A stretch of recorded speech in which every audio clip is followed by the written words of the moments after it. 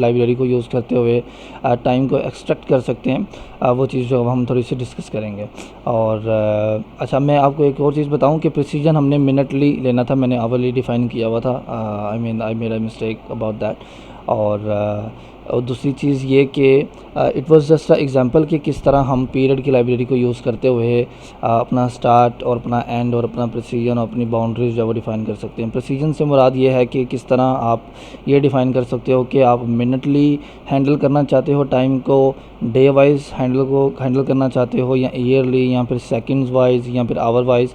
तो प्रिसीजन इसके लिए काम आता है। और डेज जो है वो आपकी इस चीज़ को ठीक करता है। एफ आई से 23:59, तो जो एक्सक्लूड बाउंड्रीज जो होंगी आपकी वो इसको कन्वर्ट कर देंगी। 23 है तो इसको वो ऑटोमेटिकली 24 में कन्वर्ट कर देगी। और इवन दो कि 24 में कन्वर्ट नहीं करेगी बल्कि वो इस चीज़ में कन्वर्ट कर देगी। और इसका भी मतलब वही है, जो 24 का मतलब है, इस जस्ट कन्वर्टेड इट टू 24 घंटे वाले टाइम को उसने 12 घंटे वाले टाइम में इसको कन्वर्ट कर दिया। मतलब ये कि ये जो 1 मिनट बीच में कार्बन ने खाया था उसको जो है वो ओके कर देगा। पूरा बाउंड्री के साथ जो है वो टाइम हमें कन्वर्ट करके देगा। But anyways it's not the part. लेकिन हमें ये सिर्फ एक चीज़ जो समझाने के लिए थी, हमें ये चीज़ की ज़रा सी भी ज़रूरत नहीं है। It was just for understanding कि किस तरह जो है वो हम इसको यूटिलाइज़ कर सकते हैं। अच्छा, अब जो चीज़ मैं फेच करना चाह रहा हूँ ना वो ये, let's go to web.php, let me show you. Did you see कि हमारे पास ना यहाँ पर ये पीरियड्स हैं, 4 पीरियड अवेलेबिलिटी का जो पीरियड मेथड है उसके अंदर मैं for example I want to say now, मैं स्टार्ट और एंड डेट डालना चाह रहा हूँ। स्टार्ट डेट होगी जो भी एम्प्लॉई की स्टार्ट वर्किंग डे होगा। मैं कहता हूँ कि एक बड़ा सा पीरियड डाल देते हैं, ऐड नाउ में day of century, no add day, और ये हमारे पास आ गया स्टार्ट। और ये कह रहा है too many argument to function, okay fine. मैं अभी उधर मैंने एक्सेप्ट नहीं ना किया असल में। और इसमें मैं ऐड कर दूंगा ऐड मंथ और of course end of the day. End of the day is because no I don't want to add day, start of the day I think, या स्टार्ट ऑफ डे, फाइन। अच्छा, now अभी जो time है और उसका start of the day, और जो second parameter होगा, जो एंड डेट होगी, वो होगी 1 महीना पूरा हम उसमें ऐड करेंगे और उसका end of the day. Of course we are going to get the, जो आखिरी वाला दिन है उसका end of the day get करेंगे, ना कि उसका start of the day. So we have to define it explicitly कि भाई हमें जो है ये डेट्स चाहिए। अच्छा, अब इसमें होगा ये, let's go to hour 4 period time. अच्छा, ये कह रहा है कोई बात नहीं, 4 पीरियड में हम उसको एज अ कार्बन इंस्टेंस लेते हैं। Let's make 2 carbon instances. First one is start day, start time, या फिर स्टार्ट डे, आप स्टार्ट डे कर लो, कोई बात नहीं। और दूसरा भी कार्बन का इंस्टेंस लेंगे और हम इसके कहेंगे and day, fine, and day is okay. अच्छा, अब इसमें ये चीज़ होगी, मैं असल में फाइंड क्या करना चाह रहा हूँ, let me give an example कि मैं क्यों इस चीज़ को राइट करना चाह रहा हूँ।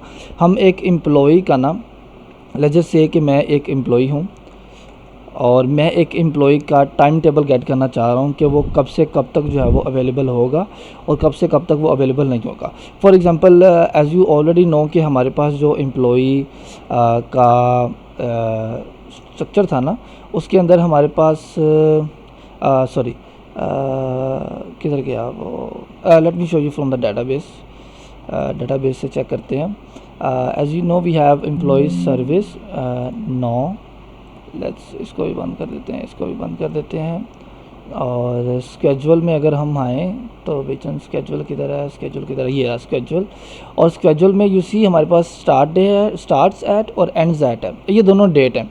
अब मैं चाहूँ तो अगर मैंने ये चीज़ फाइंड आउट करनी है कि स्टार्ट्स डेट और एंड डेट के दरमियान का टाइम जहाँ पर जो एम्प्लॉई है वो अवेलेबल है, समझ रहे कि एम्प्लॉई अपने स्टार्ट और एंड डेट में कहाँ से कहाँ तक अवेलेबल है।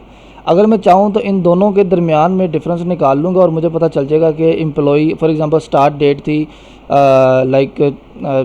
जनवरी का महीना था जब उसने अपना स्टार्ट किया, और फरवरी के एंड तक वो काम करेगा, तो इसका मतलब है कि वो स्टार्ट और एंड दोनों जनवरी और फरवरी के दरमियान अवेलेबल है। लेकिन दैट ऑल्सो मीन्स के स्टार्ट और एंड डेट में वो कभी भी अनअवेलेबल नहीं है, बल्कि वो स्टार्ट और एंड जनवरी और फरवरी में हर एक दिन के लिए अवेलेबल है। So this is not what we want के हमें ये भी पता चले कि वो किस दिन के लिए अवेलेबल है। लाइक स्टार्ट जनवरी का स्टार्ट हुआ तो जनवरी के स्टार्ट में पहला दिन था ट्यूसडे, तो अगर ट्यूसडे को हमने ये चीज़ चेक भी करनी है कि क्या ट्यूसडे को अवेलेबल भी है। फॉर एग्जांपल वो ट्यूसडे को अवेलेबल नहीं है, लाइक उसने डाटा में ट्यूसडे में जो है वो लाइक एम्प्लॉई आईडी आ गई, ये स्टार्ट सेट, ये एंड सेट, यहाँ पर वो जनवरी का डाल देता है। अच्छा, एम्प्लॉई आईडी फाइल करवा देते हैं, थोड़ी के लिए पीछे कर देते हैं इसको। अगर फॉर एग्जांपल मैं यहाँ पे ये देखूँ कि स्टार्ट सेट और एंड सेट में जनवरी और फरवरी उसने यहाँ पे डाल दिया, लेकिन उसने साथ में ये भी डालना है कि वो मंडे को अवेलेबल है या नहीं है, राइट। वो मंडे के एंड्स में कहाँ से कहाँ तक काम कर रहा है, लाइक 9 जो है वो 9 बजे से लेके 10 बजे तक काम कर रहा है, या फिर 9 बजे से लेके शाम 5 बजे तक काम कर रहा है, तो क्या वो ट्यूसडे को भी काम कर रहा है या नहीं कर रहा। तो इस चीज़ को फाइंड आउट करने के लिए we have to do some digging, और उसके लिए मैंने क्या किया, मैंने 4 पीरियड के अंदर मैंने स्टार्ट ऑफ डे और मैंने उसमें एंड ऑफ डे एक महीना ऐड किया और एंड ऑफ डे चला गया, लाइक जनवरी से लेके जनवरी के एंड तक मेरे पास जो है वो टाइम आ गया। अब अगर फॉर एग्जाम्पल वापस आऊँ और मैंने यहाँ पर एक्सेप्ट कर लिया। अच्छा, अब मेरे पास ना एक मैं आपको अगर डी करके दिखाऊँ ना, we have from carbon we have carbon period and we will create it and we will say start day and we will also say end day.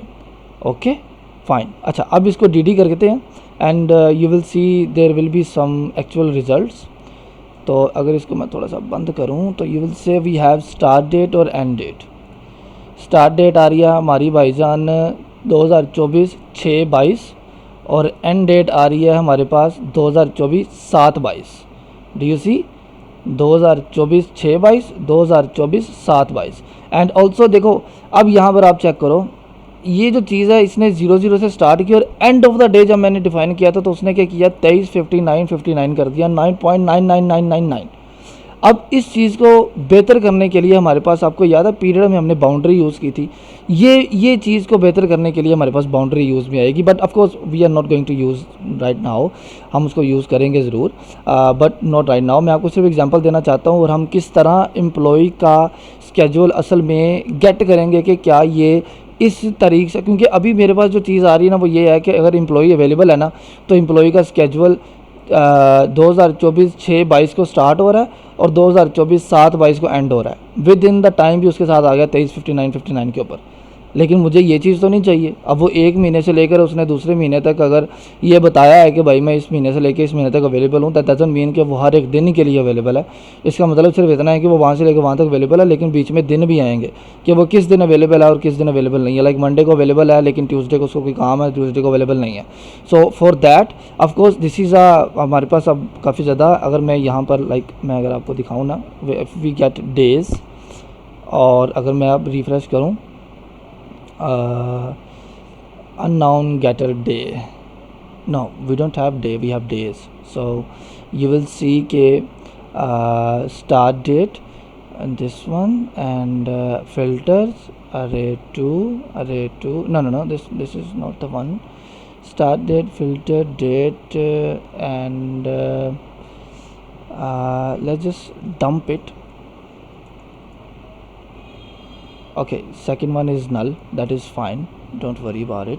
लेकिन हमारे पास एक अरे यहाँ पर आएगी जिसमें हमारे पास सारे के सारे डेज़ आ जाएंगे। अभी के लिए नहीं आ रहे, दैट इज़ फाइन, लेकिन हम उसके लिए एक काम करते हैं, इसको कलेक्ट कर लेते हैं और कलेक्ट करके अगर आप इसको यहाँ पर डेज़ है क्योंकि ये कलेक्शन आ गई हमारे पास। अगर मैं इसको भी कलेक्शन को भी डी करवाऊँ ना, यहाँ से cut it, put it in dd and okay we have null.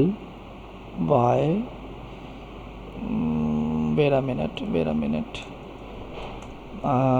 let's make it pass some function, और इस फंक्शन में अगर मैं यहाँ पर डे पास करूँ और मैं यहाँ पर इको करूँ अपना डे, तो फाइन। अगर मैं रिफ़्रेश करूँ argument 1 time day must be type of day time interfere null given called. Okay, why is it saying कि भाई मुझे नल मिला है। स्टार्ट डेज उसके कार्बन पीरियड के डेज़, और डेज़ हमारे पास एक कलेक्शन बन गई। Okay okay fine fine fine fine, I think I know the mistake. Let's, हमें ये चीज़ यहाँ पर नहीं लगानी थी। Okay, this is the collection, और ये यहाँ पर आना था असल में। I will say let's do this over here. I will say each and I will pass one closure, और उसमें मैं एक डे गेट कर लूँगा, और यहाँ पर मैं कह दूँगा मुझे इको कर दो डे। लेट्स सी कि अब ये मसला हल होता है या नहीं। I think so it should be working now. Okay fine, we are getting one day and we are getting third day, second day, fourth day, fifth day, मतलब ये सारे का सारा। अच्छा, और आई थिंक सो मैंने उसको क्योंकि डी किया हुआ है यहाँ पर। ओके फाइन, तो हमारे पास सही चीज़ें आ रही हैं। ओके, ये हमारे पास day 1 and then day 2 and then 2, ये हमारे पास तकरीबन 30 इस तरह के जो है वो डेज़ आ रहे हैं।